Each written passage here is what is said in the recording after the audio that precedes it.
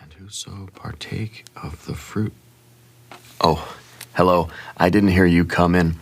Give me just a moment, and I'll retrieve your scroll from the archive.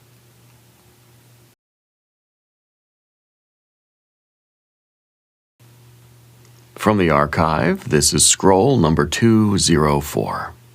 What is the assemblage point, and how can it shift? In the Toltec tradition, as described by Don Juan, human beings are luminous spheres of awareness. Within that glowing cocoon is a single brilliant knot of light, the assemblage point.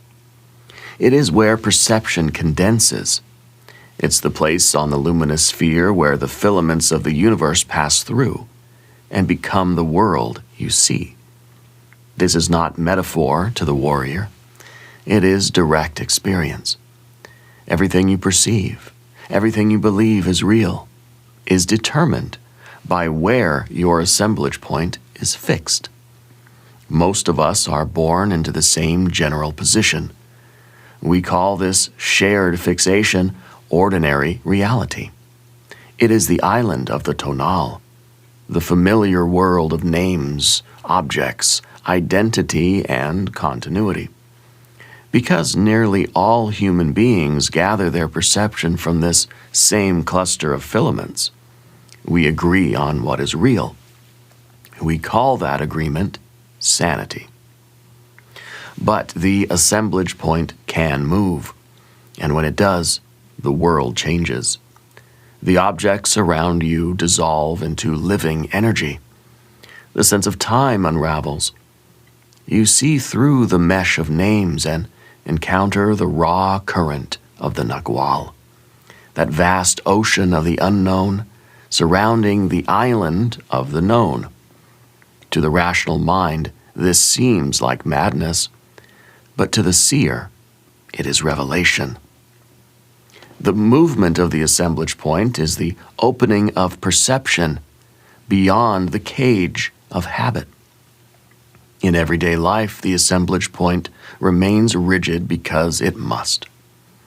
The stability of yourself depends on it. If it floated freely, you could not hold a job or form a sentence, but under certain conditions, it slips.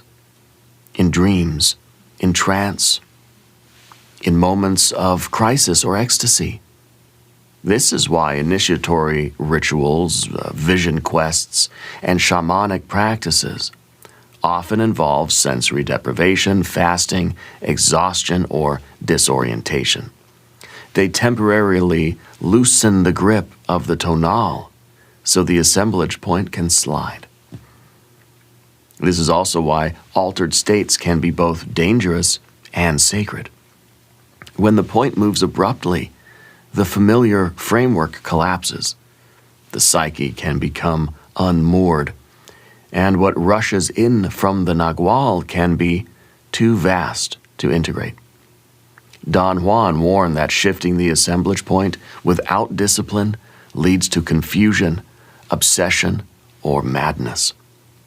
The warrior, therefore, approaches the Nagual with preparation, silence, and impeccability. They loosen the point gently and guide it back with care. In psychological terms, the assemblage point resembles the brain's predictive model of reality, that inner simulation through which we perceive the world. When it destabilizes, the brain stops filtering experience through expectation. This is why new and impossible perceptions erupt. The filters drop, and raw data floods in.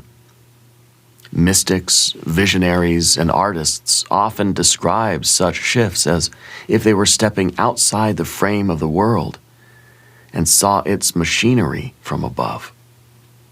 Tarot can act as a small lever against the assemblage point. The cards are structured enough to soothe the tonal, yet strange enough to slip past it. When a reading strikes with uncanny accuracy, part of you feels the frame of your reality tremble. For a moment, the point quivers, and the Nagual leaks through. This is why divination can feel like looking through a keyhole into a dream that is dreaming you. To move the assemblage point is to remember that perception is not fixed. It is chosen, not consciously perhaps, but by the deeper self. The warrior learns to move that choice with intent, to see from another angle, to perceive the world with new eyes. This is not just a trick of the mind. It is the foundation of freedom. If your assemblage point can move, then your reality can change. And if your reality can change, so can you. Thank you for visiting the archive. The record is complete.